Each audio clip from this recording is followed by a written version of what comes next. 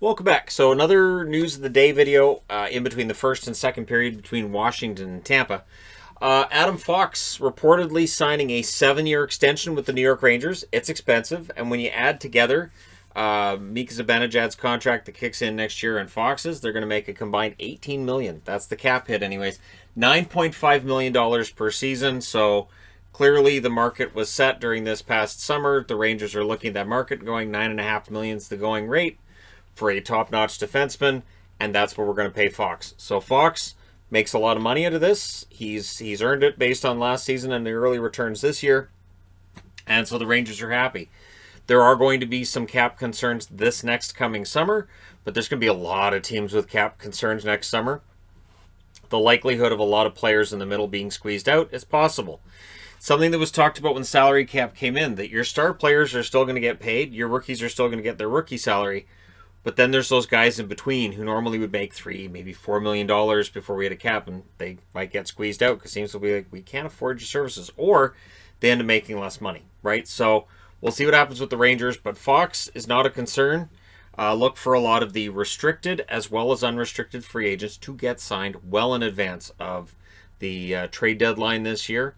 I think after what we've seen with unrestricted free agents and restricted free agents with offer sheets over the last few years, I think GMs are going to be careful about making sure they get guys signed. The Chicago Blackhawks. Smart decision here. There was a celebration planned for November 9th for Marian Hossa, so they pushed that back. They haven't announced the date. Ownership saying that this is a time of reflection, not really a time of celebration, and it just makes sense. If you want the Marian Hossa celebration to be celebrated properly and not have other people asking other questions during this time, then you have to move it. So we'll see. I would guess late towards the end of this season, we'll see the Marian Hossa celebration take place. But yeah, it's been delayed for now, right? So bad news for Vegas fans, or unsurprising considering their recent run. William Karlsson is out for 6 weeks with a broken foot. That's the initial report anyways. That is brutal. William Karlsson does a little bit of everything for Vegas. He works at both ends of the ice. One of the hardest working players I've ever witnessed with my two eyes in person.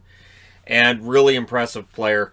And even though he's not scoring goals like he did the first year he was in Vegas, he is still a very important player. And for a team that's lacking in depth down the middle, Karlsson being out for that long hurts. So for Vegas, a team that we're all expecting to jump back and end up challenging for one of the top 2 or 3 spots in the division, losing him for that long is going to hurt that cause a lot. So we'll see how Vegas does. A lot of injury problems this year, and yeah, Karlsson's the latest one added to the list.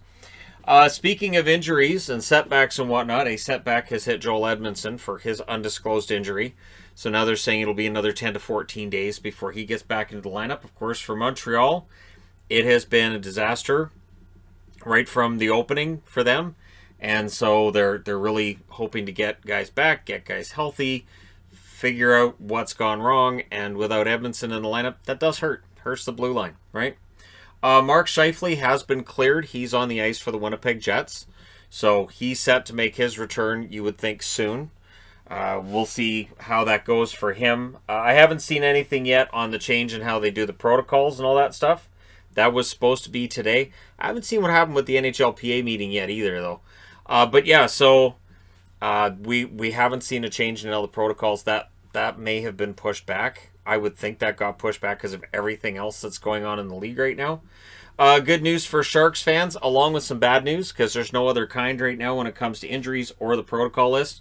So Couture's back on the ice, didn't have COVID, never tested positive. He was sick some other way.